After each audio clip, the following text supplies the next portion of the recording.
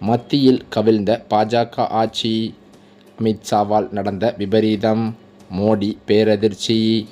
மத்தியில் ஆட்சியில் உள்ள பாஜக நமக்கு ஆட்சியில் இருந்தபோதும் சரி, இப்போதும் சரி, எந்தவித அச்சுறுத்தலும் கொடுக்கவில்லை என சமீபத்தில் முன்னாள் முதல்வரான எடப்பாடி பழனிசாமி தெரிவித்திருக்கிறார்.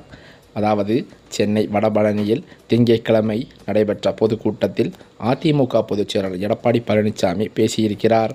அப்போது தனது ஆட்சியில்தான் எதிர்கொண்ட நெருக்கடி சூழல், பாஜகவுடனான கூட்டணி, உட்கட்சி விவகாரம் குறித்தும் பேசியிருக்கிறாராம். இந்த கூட்டத்தில் அவர் பேசியதாவது தற்போது அதிர்வலைகளை ஏற்படுத்தியிருக்கிறது.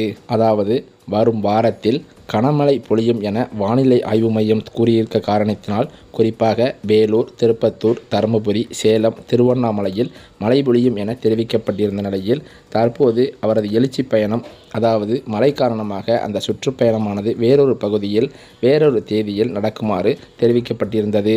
உடனடியாக பத்திரிகையில் எடப்பாடி பழனிசாமி மத்திய உள்துறை அமைச்சர் அமித்ஷாவை சந்திக்கிறாராம். உட்கட்சி விவகாரம் குறித்து பேச்சுவார்த்தை நடத்துகிறார் என்றும் கூறப்பட்ட நிலையில் அனைத்திந்திய அண்ணா திராவிட முன்னேற்ற கழகத்தை எவராலும் ஒன்றும் செய்ய முடியாது என்றும் அவர் கூறியிருக்கிறார். அது மட்டுமல்லாமல் எங்களுக்கு ஆட்சி அதிகாரத்தில் இருப்பதை விட தன்மானம்தான் முக்கியம், அதை இமியளவும் விட்டு கொடுக்க மாட்டோம். சில பேரை கைக்கூலியாக வைத்துக்கொண்டு ஆட்டம் போட்டு கொண்டு உள்ளீர்கள். அந்த கைக்கூலி யார் என்பதை அடையாளமும் கண்டுவிட்டோம். அதற்கு விரைவில் முடிவு கட்டப்படும் என்றும், சில பேர் அதிமுக அரசை கவிழ்க்க பார்த்தார்கள். அவர்களை மன்னித்து அரவணைத்து துணை முதல்வர் பொறுப்பை கொடுத்தோம். இருந்தும் நிறுத்தியபடிவில்லை. புனிதம் மிக்க அதிமுக தலைமை கழகத்தை அடித்து நொறுக்கினார்கள். அவர்களை நாங்கள் கட்சியில் சேர்த்து கொள்ள வேண்டுமா என பல்வேறு சர்ச்சை கேள்விகளை எடப்பாடி பழனிசாமி எழுப்பியது அரசியலில் பெரும் பூகம்பத்தையே ஏற்படுத்தியது. அதேபோலத்தான் நன்றி மறப்பது நன்றன்று, நன்றல்லது அன்று மறப்பது நன்று என்னும் வள்ளுவர் சொன்னபடி நன்றியோடு நாங்கள் இருக்கிறோம். எனவே மத்திய பாஜக அரசுக்கு நன்றியோடு இருக்கிறோம் என்றும், அவர்களுடன் கூட்டணியை அமைத்திருக்கிறோம். இதில் அரசியல் வியூகம் இருக்கிறது என்றும், கூட்டணி சேர்வது அரசியல் நகர்வு, இது தேர்தலை சார்ந்தது, எதிர்க்கட்சிகளை வீழ்த்த வேண்டும் என்பதே எங்களுடைய நோக்கம். மத்தியில் ஆட்சியில் உள்ள பாஜக நமக்கு எந்தவித தொந்தரவும் கொடுக்கவில்லை.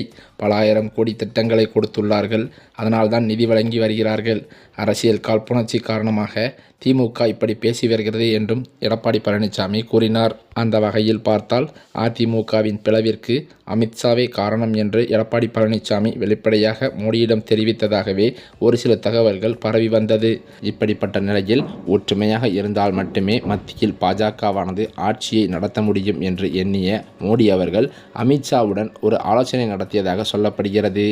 இந்த ஆலோசனையில் வாக்குவாதம் முற்றி தற்போது பாஜக ஆட்சியை கலைக்கும் அளவுக்கு பாஜகவில் உள்ள மத்திய ஆட்சி அமைக்கும் அமைச்சர்கள் அனைவரும் கடும் மோதலில் இருந்து வருவதாக அதிர்ச்சி தகவல்கள் வெளியாகியிருக்கின்றன.